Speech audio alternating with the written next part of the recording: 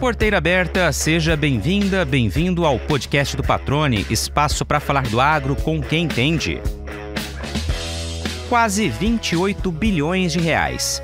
Este é o tamanho estimado do prejuízo causado pelos nematóides na última safra de soja no Brasil.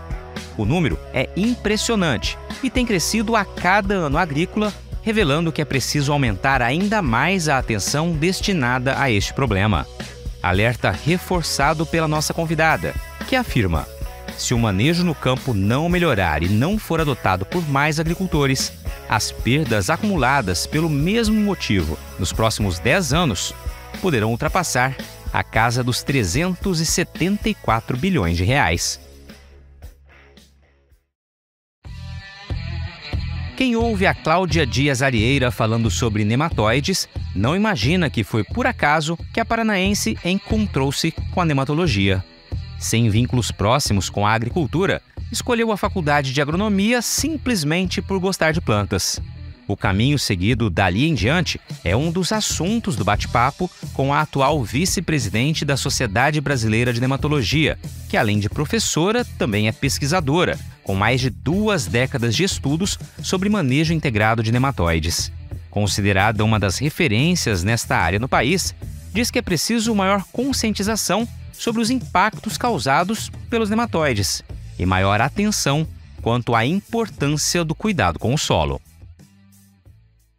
Cláudia Dias Arieira, que prazer recebê-la aqui no podcast do Patrone. A gente está encurtando a distância por meio da tecnologia, né? Eu no estado, você em outro. E o importante disso tudo é a gente aproveitar essa possibilidade justamente para conseguir levar informação. Bater um papo aqui, conhecer um pouco mais da tua história, mas levar informação também para o nosso público que nos acompanha. Já começo te agradecendo por abrir esse espaço na sua agenda. Desde que eu fiz o convite, você prontamente aceitou para que a gente possa ouvir um pouco mais e conhecer um pouco mais da tua história, da tua carreira e de tudo que você tem a dizer sobre assuntos tão importantes para o agro, né? Ligados ao campo diretamente. Seja bem-vinda e obrigado, tudo bem? Tudo ótimo, Luiz. Obrigada pelo convite. Um prazer imenso estar aqui com você hoje. Que legal. A Cláudia vai falar bastante sobre agricultura, né? Tem um assunto muito bacana, que ela é especialista, né? E que realmente tem números aí impressionantes, alertas para os produtores rurais. A gente vai falar sobre nematóides mais adiante, mas, Cláudia, eu queria entender um pouquinho da tua origem, né? Da tua história. Sei que você é uma pesquisadora renomada, já tive a oportunidade de participar por 2 vezes de eventos aqui do agro em Mato Grosso com a sua presença e eu vi a admiração que as pessoas têm por você e por toda a informação, todo o conhecimento que você transmite nas tuas palestras, né?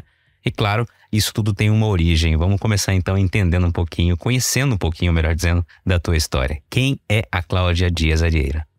Então, Luiz, eu sou formada em agronomia, né? Eu fiz agronomia na Universidade Estadual de Maringá.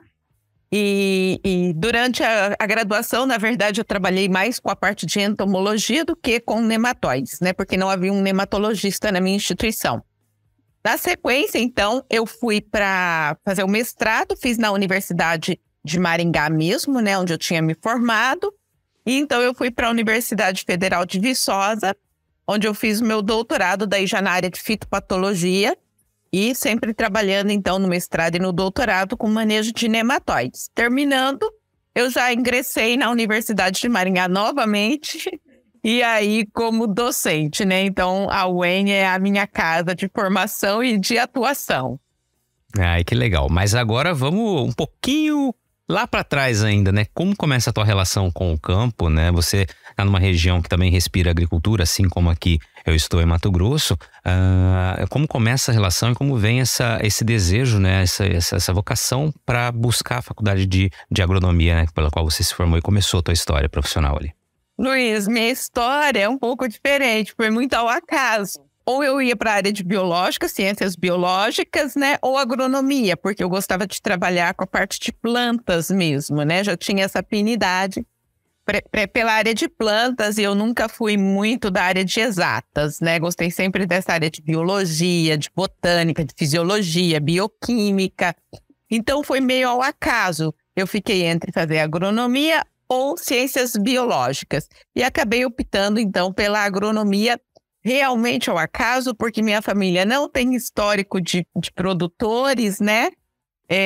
Então foi bem ao acaso, como a nematologia acabou sendo também um acaso para mim, um feliz acaso do destino aí, né? Porque, como eu te falei, eu trabalhei com entomologia, mas quando eu terminei, tinha uma docente da universidade que tinha voltado da pós-graduação e trabalhava com nematóide.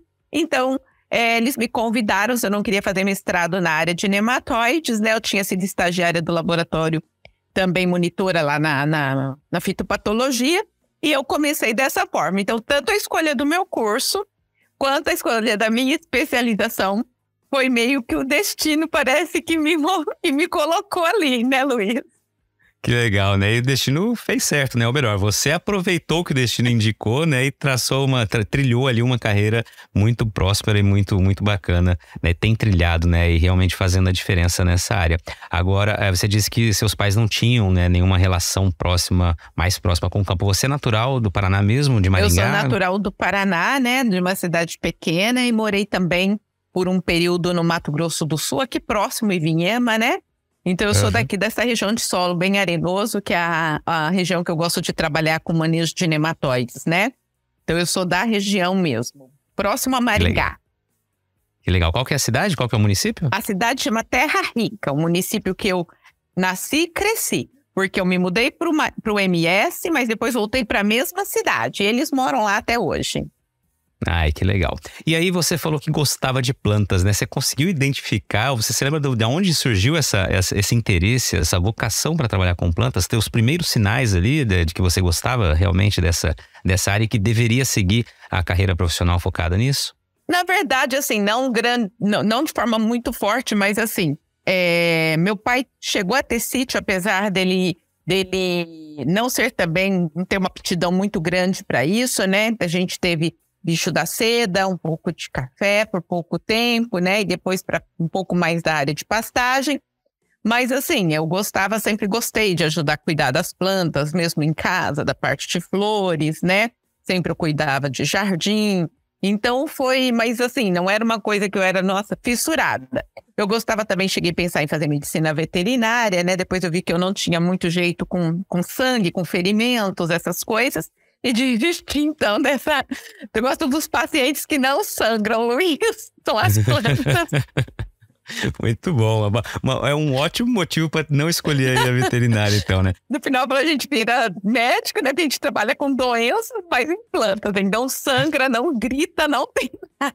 Sabe que o nosso entrevistado, nosso convidado aqui do episódio 103, o Clayton Gauer, que é o superintendente do IMEA aqui em Mato Grosso, né? Instituto Mato Grossense de Economia Agropecuária, ele também comentou durante a entrevista que ele tinha interesse em fazer veterinária, era a primeira profissão que ele pensava em escolher, e por acaso do destino, enfim, ele narra ali, acabou não podendo exercer, porque passou no vestibular, mas foi chamado para o exército, enfim, aí não conseguiu. Na segunda vez ele foi lá e fez para agronomia por indicação do irmão dele, que já tinha se formado em agronomia. E hoje ele falando, né, comentando assim, voltando um pouquinho no passado, ele fala, olha, que bom que eu escolhi a agronomia. Eu falei, você não teria vontade de fazer a veterinária? Ele falou, eu descobri que eu não gosto de sangue, eu não me daria bem nas operações, caso eu tivesse que fazer um procedimento cirúrgico em animais. Então, assim, o destino acabou levando para o caminho mais indicado para aquelas aptidões, né, ou aquilo que você não gosta de mexer. É mais uma história, então, que mostra o quanto a gente pode confiar nesse destino e seguir trilhando, nos né? instintos. O meu foi até uma história engraçada, porque o cachorro da vizinha na nossa época, né, que eu tinha ali uns 16 anos, ele levou um tiro no pescoço. Então, onde saiu a bala, lá o binho, fez um buraco. Minha mãe sempre teve muito jeito para cuidar de machucados, de pessoas doentes. Ela era técnica em enfermagem e ela sempre teve muita aptidão com animais também. E daí ela começou a cuidar, então, fazer os curativos e cuidar desse cachorro para a vizinha que não conseguia cuidar. E um dia ela falou assim, já que você está pensando em fazer veterinária, vamos lá me ajudar. E a hora que eu vi aquele buraco, eu desmaiei. Aí já vi que não era aquilo. Não dava certo. Não é isso que eu quero. Eu acho legal quando a gente relembra as histórias assim, sempre tem alguns casos que, né, ficam realmente na mente. Muito bacana você dividir isso com a gente aqui também. Agora, Cláudia, aí você falou, na hora que você narrava ali a tua escolha pela faculdade, você narrou uma lacuna ali na área de nematologia, né? E Sim. claro, você embarcou, teve essa aptidão, né? Gostou do tema e seguiu por isso. Eu queria que você começasse explicando, né, para quem não é do campo ou quem não é agricultor e não está habituado a esse termo, né, o que a nematologia faz, né, o que ela estuda, né, obviamente são os nematóides, mas eu queria que você já trouxesse uma explicação para que as pessoas possam entender basicamente do que a gente está falando. Perfeito, Luiz. Bom, os nematóides, Luiz, eles são vermes. Vermes, no caso dos nematóides de plantas, são microscópicos. Mas o nematóide é um grande grupo de organismo que pode ter diferentes hábitos alimentares. Então, por exemplo, o Ascaris lumbricoides, que é a lombriga, ele é um nematóide. Aquele verme da elefantíase que deforma as pernas, os braços, saco escrotal, também é um nematóide. Existem nematóides que parasitam animais, existem nematóides que vivem em ambientes aquáticos. Os nematóides, por exemplo, são muito abundantes em rios, oceanos, e eles, inclusive, nesses ambientes, são usados como indicadores da qualidade da água. Né? E nós temos, então, indo para o solo, nós também temos um vasto grupo de nematóides, a maioria é benéfica para o solo, né? Participa da reciclagem de nutrientes, do controle de outros organismos que estão no solo. Mas dentro deste grupo tem uma pequena fatiazinha, são os nematóides que a gente chama de fitonematóides, que são os nematóides que parasitam planta. Então, no nosso caso, a gente estuda os vermes que parasitam plantas. Então, quando a gente pensa na agricultura, nós temos diferentes espécies de nematóides. Algumas, Luiz, têm muitos hospedeiros. Então, por exemplo, se eu pego o meloidógeno, que forma aquelas bolinhas na raiz, as galhas, eles parasitam praticamente todas as plantas cultivadas, plantas daninhas, plantas silvestres, flores, uma infinidade de plantas. Já tem outras espécies que têm uma especificidade grande. Por exemplo, nós temos um nematóide que parasita bananeiras. Ele chama Rhadophyllus similis. Ele é específico de bananeiras, tá? Existe um outro, por exemplo, que é muito comum no Nordeste, que parasita coqueiros. Coqueiros e outras palmáceas, dendezeiro, espécies de palmáceas. Então, existem nematóides que são bem comuns e parasitam praticamente todas as plantas, e outros que possuem uma especificidade de hospedeiro. Então, nós temos centenas de nematóides importantes, só que quando a gente pensa no Brasil, na agricultura de maior predominância, soja, milho, algodão, cana-de-açúcar, nós temos ali um grupo que vai compor mais ou menos 8 a 10 nematóides nestas culturas. Mas, na verdade, são centenas quando a gente expande para frutas, hortaliças, arroz, café, outras culturas que às vezes a gente não comenta muito, né, quando a gente está tratando de nematóide. Perfeito. E aí você citou, né, que eles são vermes microscópicos, ou seja, a identificação fica muito difícil. Estão ali habitando o solo, né? Esse é um dos grandes obstáculos para que o produtor comece a enxergar os danos causados, né, no campo. Eu queria que você começasse explicando, você citou as grandes culturas, né? Quais os tipos de danos mais comuns, né? E se realmente esse fato de ser microscópico ainda continua sendo um grande problema para você combater, manejar de maneira corretamente? Sim. O nematóide, como ele geralmente infecta a raiz, com algumas exceções que infecta a parte aérea, a maior parte vai estar na raiz. Então, ele danifica a raiz e geralmente compromete a absorção de água e nutriente. Com isso, Luiz, as plantas vão apresentar sintomas de deficiência de nutrientes e de estresse hídrico. E muitas vezes esse sintoma ele é confundido com outros problemas que nós podemos ter ali nas áreas, né? Que no caso, por exemplo, alguma deficiência realmente de nutriente, a gente pode ter problemas de problemas de compactação, baixa quantidade de umidade. Então, ele acaba confundindo com outros sintomas, né?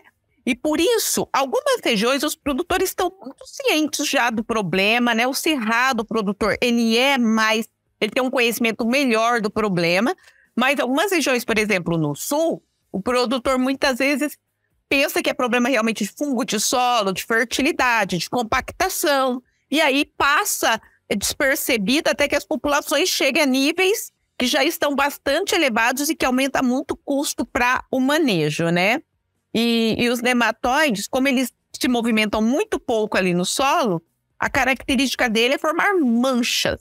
Então, eu vou ver manchas de plantas com tamanho irregular, desuniforme, amarelecida, né? E o sistema radicular, a gente pode ver galhas, lesões, né? Então, algum dano na raiz. É basicamente, de forma geral, estes os sintomas principais que a gente vê em todas as culturas. É claro Perfeito. que cada cultura tem suas peculiaridades, né? Por exemplo, declínio em frutíferas, perda de perfil em cana-de-açúcar. Aí são sintomas mais específicos que nós temos, né? E aqui, você falou do cerrado, Cláudia. Quais são as espécies mais comuns, né, que o produtor aqui de Mato Grosso, por exemplo, precisa manejar, né? Tem que ficar atento. Quais são as que mais incidem aqui nessa nossa região? O Mato Grosso, o cerrado como um todo, né, ele tem um grande desafio, que é o nematóide de cisto da soja. É um nematóide que não é nativo do Brasil, ele foi introduzido e ele é o nematóide mais destrutivo para a soja, né? Desses nematóides que atacam o sistema radicular e mais difícil de ser manejado, né? Então, muitas vezes você tem um biológico registrado para vários nematóides, mas para cisto ele não está registrado, porque a eficiência realmente é menor, Luiz. Então, um dos grandes desafios é o nematóide de cisto da soja. Um outro grande desafio é o Pratilencos, porque ele está praticamente em todas as áreas do cerrado, né? A gente chega a ver nos levantamentos, 98% das amostras do cerrado tem problema com este nematóide, né, com Pratilencos. E o que a gente tem notado nesses últimos anos, Luiz, é um aumento muito, muito severo, muito grande do Helicotilencos diístera, que é um nematóide para nós relativamente novo no que diz respeito a problemas na agricultura, porque ele é nativo também das Américas, né? Esse último que você citou, ele já tem provocado danos em várias regiões aqui? Em quais regiões? Como que vocês têm observado? Brasil todo, a gente viu nesses últimos anos, Brasil e Paraguai, um aumento assim, muito, muito grande. Porque a gente sempre via ele nas amostras ali, 50, 40, 30, 80. Agora a gente vê 3 mil, 2 mil, 1.800. Então, números muito elevados. Chega a 10 mil nematóide. E assim, a gente ainda sabe muito pouco. E qual que é o X da questão para a gente conseguir isolar, Luiz, e falar que o problema é ele? Geralmente ele está associado a algum outro nematóide já mais conhecido, Pratilencos, Meloidogene, o Heteródera. Então a gente ainda não está vendo ele sozinho, isolado nas áreas, mas certamente ele está colaborando para esses prejuízos que nós estamos vendo tão grandes na agricultura nos últimos anos, né, Luiz? Exatamente. E aí, Cláudia, você citou a palavra prejuízos, né? E Sim. me chamou muita atenção, e de todos que estavam presentes, né, recentemente aqui no evento em Cuiabá do Master Meeting Soja, lá realizado pelo pessoal da Proteplan, um excelente evento, aliás. E você trouxe uma informação ali da Sociedade Brasileira de Nematologia, da qual você é a vice-presidente, né? Isso. Que um número, assim, estratosférico do tamanho do prejuízo causado pelos nematóides na safra de soja. Eu queria que você trouxesse essas informações aqui. E eu me recordo que você apresentou, inclusive, uma projeção para os próximos 10 anos, né? Que torna o alerta ainda maior, ou o espanto ainda maior, né? Sim, eu vou traçar até, Luiz, para a gente ter uma ideia do aumento do problema. 2015, a soja perdia 16 bilhões na soja, tá? Bilhões de reais. No levantamento do ano passado, 27,7 bilhões. Todos os anos. E as perspectivas, né, é de que nós possamos perder, nos próximos 10 anos, um acumulado de 374 bilhões. Representa, Luiz, uma safra de soja a cada 10 anos. Cada 10 anos a gente queima, joga fora uma safra de soja, tá entendendo? Exatamente. Como que vocês chegam a esses números, só por curiosidade? Esses números foi feito, Luiz, um trabalho conjunto entre a Sociedade Brasileira de Nematologia, a Agroconsult e a Syngenta. Então, nós montamos questionários, né, com respostas diretas, e daí os questionários foram aplicados em cooperativas, grandes revendas, produtores rurais, consultores, pesquisadores. Então, cada um apontava as principais culturas da sua região, né? Os principais nematóides que observava e uma estimativa de quanto estava sendo perdida, né, por causa destes nematóides. Então, foi assim que nós chegamos a esses montantes, né? E aí, nesse trabalho, também foi feito um levantamento, né, de nematóides no Brasil todo. E tá, inclusive, no site está separado, né, por estratos. Então, eu consigo ver quantos por cento das regiões do Rio Grande do Sul tem problema com meloidógene. Quantos por cento da região aqui do Paraná tem problema com pratilente? Quantos por cento do Mato Grosso tem problema com heteródera? A gente consegue separar por estado e por espécie de nematóide e ver a frequência na soja e no milho. Excelente trabalho e que realmente mostra o tamanho do problema, né, que a gente enfrenta. Esses 27,7 bilhões que você citou com relação ao último ano, né? Eles derivam essa perda, esse montante financeiro de queda de produtividade, de ações de manejo, qual que é o... Principalmente de perda em produtividade. Não se computa muito o investimento no manejo, é o que está perdendo mesmo, né? Por não fazer o manejo. Eu estava ontem num evento, né? E para você ter uma ideia, estava sendo discutido, só 30% dos produtores do Cerrado fazem manejo de nematóide. No Sul, 4%, Luiz, faz o manejo de nematóide. Então você nota que esse número é muito, muito baixo. E isso veio da mesma pesquisa, tá, Luiz? Foi uma pesquisa bem grande mesmo. Então, se a gente pensar, para você ter uma ideia, Luiz, 97%, 94%, 97% das áreas do Sul que foram amostradas com soja tinha nematóide, ou seja, quase todas as áreas tinham nematóide. E só 4% dos produtores estão fazendo o manejo. Então, você pensa no prejuízo. E eu costumo dizer, Luiz, que esses números ainda estão aquém. Sabe por quê, Luiz? Muitas áreas são assintomáticas. Por exemplo, no Sul, solos com boa fertilidade, né? Às vezes você não vê a reboleira, perde ali no talhão, mas não vê a reboleira. Como não vê a reboleira, o produtor não se preocupa em fazer análise. Então, talvez aquele talhão que está assintomático, está perdendo ali 8%, 10%, mas não está aparecendo nesse montante que a gente está computando. Realmente é um alerta gigantesco aí que vocês trazem, né? E aí você traz, então, esse número de que 30% aqui apenas, né, no Cerrado, que é onde está a grande parte da produção, um grande volume da produção brasileira de soja, né? E também de milho, fazem algum tipo de manejo contra nematóides, e no Sul só 4% realmente é algo espantoso. Vamos falar de manejo. Quais são as orientações, né? A gente tem visto muitos biológicos entrando em cena, e você também comentou sobre isso, né, no painel que você participou aqui no evento em Cuiabá, e eu queria entender quais são as orientações para quem está no campo, né? De que maneira fazer, já que existem espécies diferentes, né? Eu não sei se o manejo difere de uma espécie para outra. Difere totalmente, Luiz. Bom, vamos lá. Primeira coisa, né? A gente tem que mapear essas áreas. Nós temos que saber onde estão as manchas dentro do talhão, né? E isso pode ser feito por análise visual, visitando os talhões, mas é mais fácil a gente fazer por drone ou captura de imagem por satélite, alguma coisa que a gente consiga ver de cima, porque a visão de cima ela é muito melhor do que da gente caminhar pelo talhão, né, Luiz? Então, este é um plano. Detectado os pontos nas áreas, o segundo passo, Luiz, é realmente fazer a amostragem. Retirar amostras, encaminhar para um laboratório. Esse laboratório vai fazer, então, a análise dos nematóides no solo e na raiz. E aí, então, Luiz, planejar o manejo.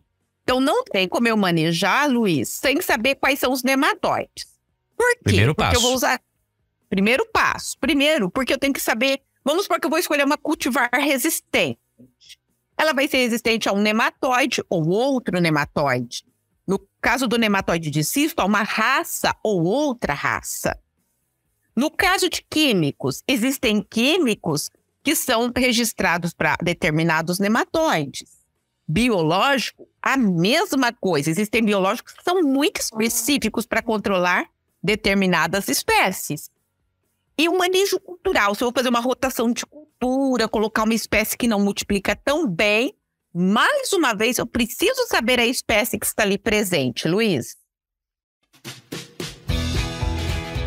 E agora uma pausa no bate-papo para dar um recado a você que é produtor ou produtora rural. Já tá na hora de pensar na próxima jogada, hein? Então, que tal mirar na semente e acertar em ótimos resultados para sua lavoura? A Agrosol tem um portfólio completo para sua safra 2023-2024, com opções de cultivares de soja para os diferentes contextos e realidades de todo o cerrado brasileiro, com as melhores tecnologias dos principais obtentores do mercado. Além de sementes de soja de alta qualidade, a Agrosol também oferece tratamento de sementes industrial com certificação de excelência pela Syngenta, serviço de entrega, posicionamento de cultivares, ajuste fino de plantio e um acompanhamento especial do time de campo. Para saber mais, é só acompanhar as redes sociais da Agrosol e acessar o portfólio 2023-2024 pelo site www.agrosolsementes.com.br. Lembre-se sempre que uma safra inteligente começa com estratégia. Agrosol Sementes, germinando o futuro.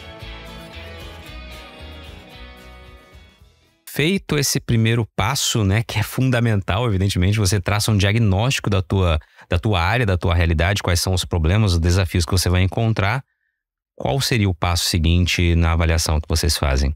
Bom, em geral, o planejamento para o manejo correto teria que ser feito por produtor ou consultor da propriedade e alguém, né, algum especialista na área de nematóide.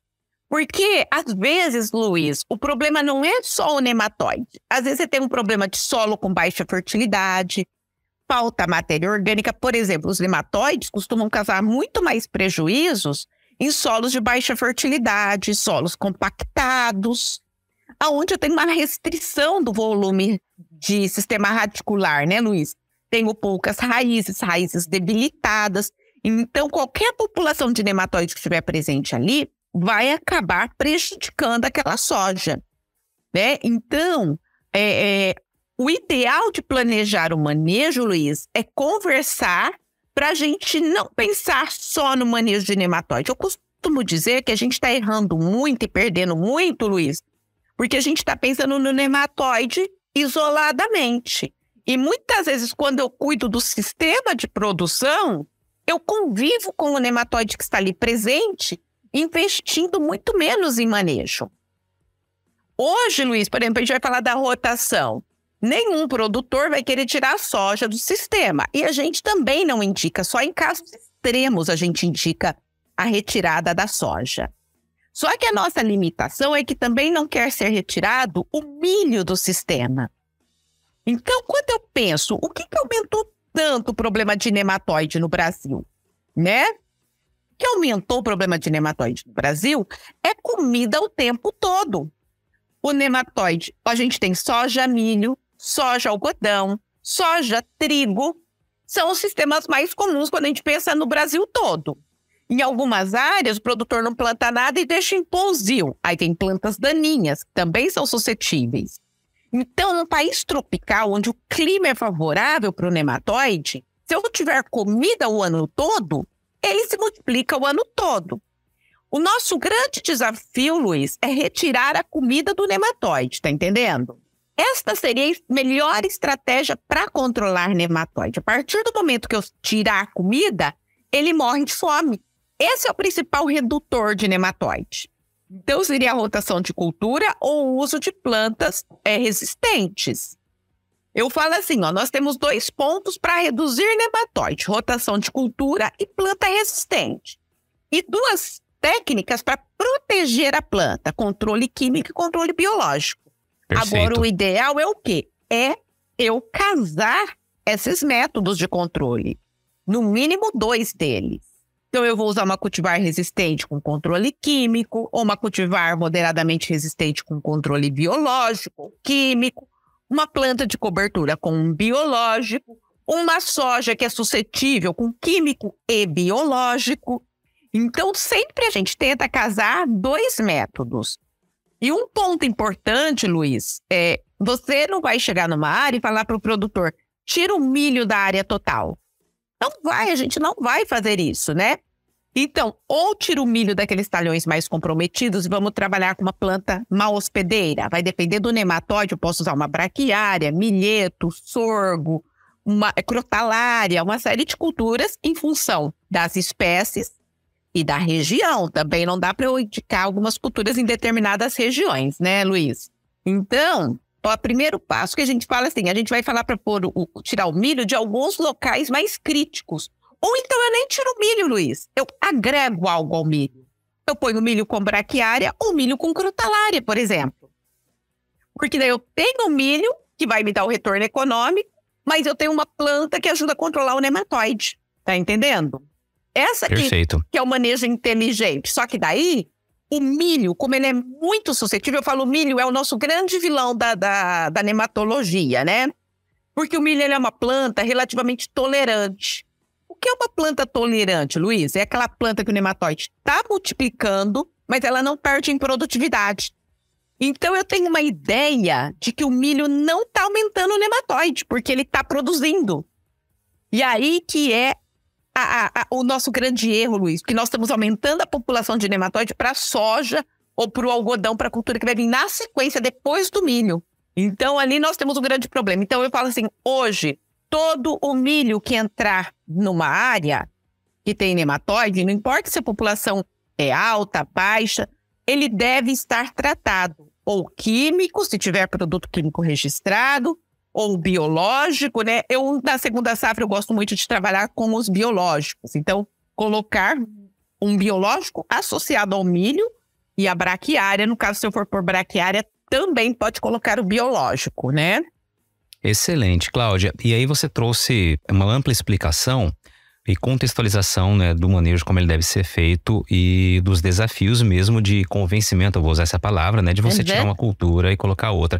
E citou a possibilidade de fazer por parcelas. Vamos priorizar uma rotação de fato naquelas áreas mais atingidas, né, onde você identifica uma presença maior, uma intensidade maior da presença de nematóides. Falou da crotalária, eu me recordando, enquanto você falava, de várias áreas em que a gente vê, né, realmente alguns talhões ali com crotalária, justamente por conta do manejo contra o nematóide. Uma pergunta que me surgiu aqui. Eu, como produtor rural, plantei naquele talhão, naquela safra, a crotalária no lugar do milho ali, como você citou. No ano seguinte, aquela área que ficou com essa crotalária, ela vai sofrer uma pressão quando eu voltar a colocar milho ali, das áreas ao redor e circundantes? Não, das áreas ao redor não. O nematóide não vem, salvo se vir uma enxurrada, uma erosão, que ele vem com a água. Sim, do contrário, não. Por quê? Não vai fazer essa migração ali no solo. O nematóide, Luiz, no solo, ele migra milímetros. A migração do nematóide é ali na região onde tem o exudato radicular. Ele migra movendo, estimulado pelo gradiente de exudatos radiculares. Então, o nematóide, ele não se dissemina sozinho. O que aumenta a reboleira, o que leva de um talhão para o outro, é o trânsito das máquinas, é a gente que está levando, principalmente máquinas, né? Então, o nematóide, ele não migra de um talhão para o outro. A movimentação dele realmente, Luiz, é milímetro. Na disseminação do nematóide, ela é insignificante. Ela é importante na migração para a penetração da raiz. Do contrário, somos nós que levamos. Sozinho, ele não faz isso. É interessante. Trouxe essa pergunta bem de leigo mesmo para que eu entendesse também essa visualização. Algo que eu realmente não tive curiosidade de perguntar ainda. E me veio aqui agora essa imagem, né? E esse questionamento aí você me explicou muito bem, então, que realmente a migração é mínima, a não ser que tenha algum fator externo aí, como por exemplo uma enxurrada, né? E tudo mais que você destacou. Agora, Cláudia, os produtores conhecem então as ferramentas, né? A ciência, a pesquisa, o trabalho que é feito de disseminação dessa informação, tenta levar sempre mais adiante essa conscientização do que deve ser, de que maneira deve ser feita em cada situação, e tem os desafios que você pontuou. Voltando ao número da pesquisa ali de 30% só no Cerrado e 4%, me parece que realmente é muito pouco, e por isso você trouxe esse número que realmente soa como um alerta. Mas a gente, ao mesmo tempo, vê os produtores sempre discutindo esse tema, né? Sempre participando de rodas de conversa. Eu queria entender como que tá tudo isso. As pessoas absorvem essa informação, mas muitas vezes não colocam em prática, ou colocam em prática de uma maneira que não é a mais recomendada ou a ideal. Como que você avalia tudo isso? O principal problema é o Sul não coloca em prática, tá? Não coloca em prática mesmo. O número mostrou aí, tá postergando, tá entendendo? Agora, o que a gente vê muitas vezes no Cerrado é a escolha, até investe no manejo, mas escolhe incorretamente o manejo. Vamos pegar, por exemplo, o nematóide de cisto da soja, o Heteródera. Quando eu falo de controle biológico, a gente tem uma bactéria que ela é específica para controlar o Heteródera, que é a Pasteuria nishizawa. Então, se tem cisto, a escolha correta é usar a Pasteuria, tá entendendo? E muitas vezes o produtor usa um outro produto que vai controlar outros nematóides, mas não o que é indicado para Pasteuria. Então, se eu tenho o nematóide das galhas, os fungos predadores, como Pocônia, Paecilomyces, são muito eficientes em controlar nematóide das galhas. Então, nós podemos ter produtos que têm maior especificidade e maior eficiência. E outra coisa que a gente tem, Luiz, é o controle só na soja. E o nematóide eu tenho que controlar o ano todo, tá? Então, não adianta eu fazer um controle químico, por exemplo, na soja, e achar que aquilo lá vai garantir que o nematóide não vai aumentar naquela safra e que eu não vou ter problema na próxima safra. Eu tenho que controlar continuamente e, de preferência, com mais de uma estratégia. Hoje, o que a gente faz? Muitas vezes adota-se o controle químico até de forma indireta, porque você compra um tratamento de semente completo e ele vem o nematicida. Mas, às vezes, não tem a ação para o controle do nematóide especificamente. E a gente vê, Luiz, muitas vezes, os grandes produtores, os grandes grupos discutindo, sim, e adotando. Mas a área plantada é muito maior do que aquilo que nós estamos adotando, né? Então, tem regiões do Cerrado que já estão bem avançadas no manejo de nematóide. Mas tem outras que não. Muitas vezes o produtor vai arrendar uma área, né? Aquela área não, ele nem sabe se tem nematóide naquela área ou não, então ele não faz o manejo. Aí depois que ele plantou e perdeu, aí ele vai se preocupar com o manejo, tá entendendo? Porque ele não conhecia a área que ele arrendou, né? Exatamente. E aí nós temos o agravante que é o pivô, né? Que no pivô nós temos um aumento muito grande na reprodução. A taxa de reprodução do nematóide é muito alta nas áreas de pivô, porque eu tenho umidade e temperatura ideais, né? Ou seja, você cria condições, reforça condições propícias aí a essa multiplicação, né? Sim, exatamente. Legal, Cláudia. Você trouxe o cenário, né, pensando nos próximos 10 anos, e a tua experiência e essa realidade das pesquisas que vocês conseguem fazer te leva a crer que a gente vai conviver com esse problema por muito tempo, com números altíssimos de perdas? Qual que é a tua expectativa com isso? Porque assim, aquelas expectativas de perda são para áreas onde se a gente não fizer um manejo, tá? Se a gente tiver ficar como a gente está hoje, com pouca adoção do manejo. Se nós fizermos o manejo correto, esse número vai cair. E eu acho, Luiz, que nós temos uma tendência forte a maior adoção do manejo. Por quê? Porque as perdas estão aumentando.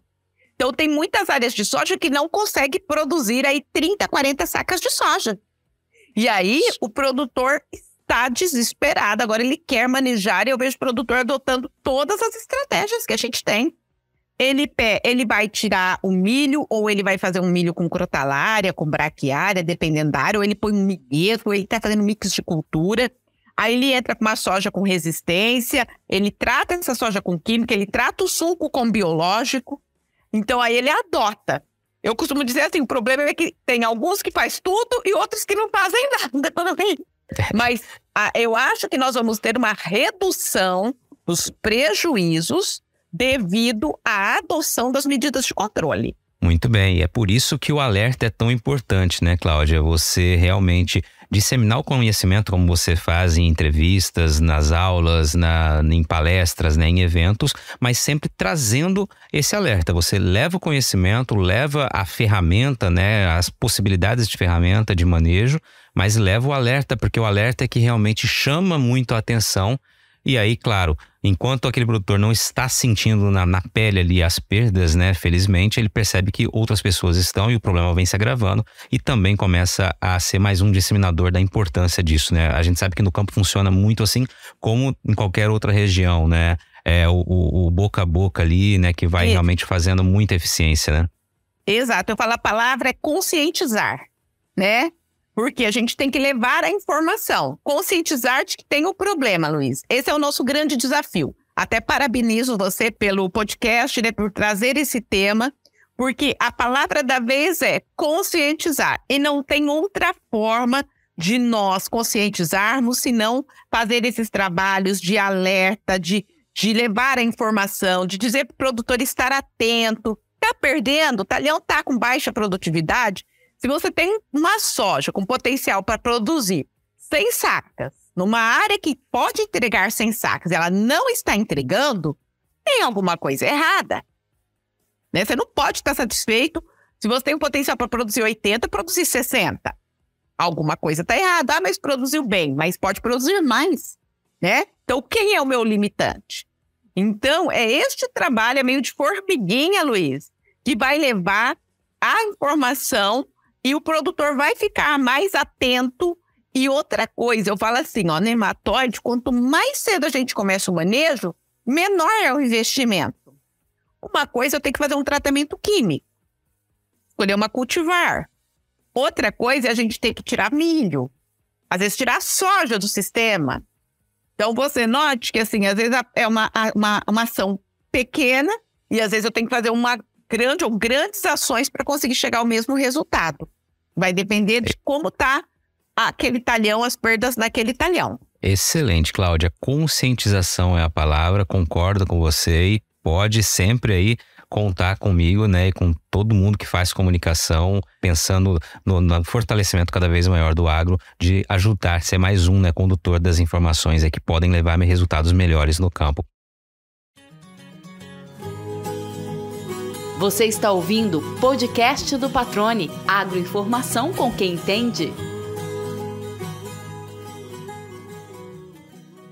A gente está caminhando aqui para a reta final, né? Estamos no tempo que a gente combinou aqui, porque eu sei que você está com a agenda também apertada por aí. E a gente tem como tradição recente aqui, né? Se existe essa palavra tradição recente, se existe, né? Essa combinação, essa junção, mas tudo bem.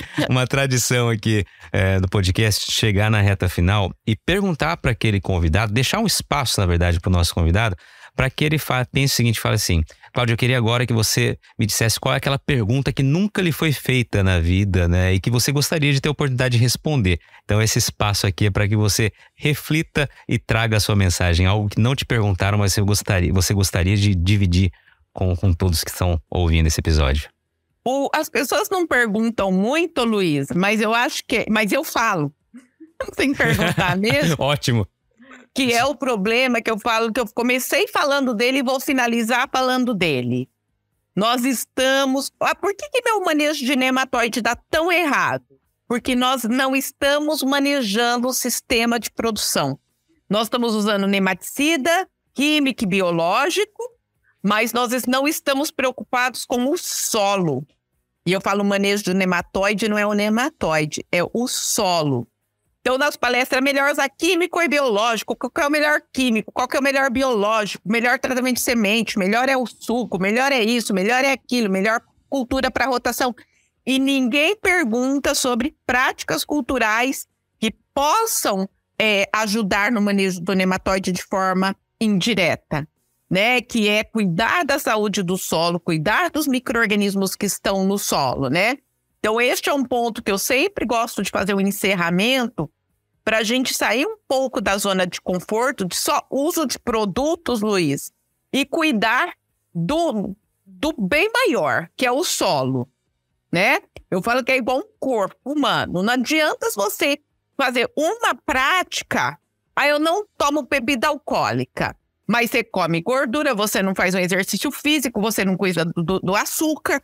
Ou seja, tá errado. Então a gente tem que cuidar como um todo. Eu acho que hoje o solo é o nosso grande desafio, Luiz. É cuidar do solo para que as práticas que nós fizermos ali reflitem melhores resultados.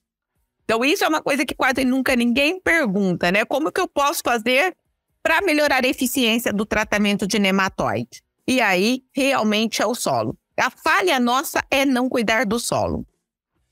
Muito bom. Fechando com chave de ouro aqui nosso bate-papo, a nossa conversa. Cláudia, eu quero te agradecer mais uma vez, né? Te parabenizar pelo trabalho, pela clareza e pela facilidade com que você trata desse tema de uma maneira muito didática, né? Claro, você tem isso, né, como profissão, né, na docência, mas realmente fala de um assunto que envolve muita técnica, né, com uma maneira muito simples. E isso é fundamental para que a gente possa sempre ajudar a levar a mensagem adiante. Obrigado mais uma vez e parabéns novamente pelo trabalho. Eu que agradeço, Luiz. Parabéns por abrir esse espaço, né, e levar temas tão importantes para os produtores, para os técnicos, para os seus ouvintes de uma forma geral. E foi um prazer muito grande. Sempre que quiser falar de nematóide, pode me chamar que eu gosto. E aí, gostou do bate-papo? Então dá aquela força e compartilha essa entrevista com os seus contatos. E olha, aproveita para mandar aquele feedback dizendo o que você está achando do podcast do Patrone. Pode criticar, elogiar, sugerir temas e pessoas para dividir boas histórias aqui nos próximos episódios. É só enviar uma mensagem lá no Instagram para @LuizPatrone que a gente troca uma ideia, viu? Então, gente, sucesso da porteira para dentro, força e fé da porteira para fora e vamos que vamos! Você ouviu o podcast do Patrone, agroinformação com quem entende.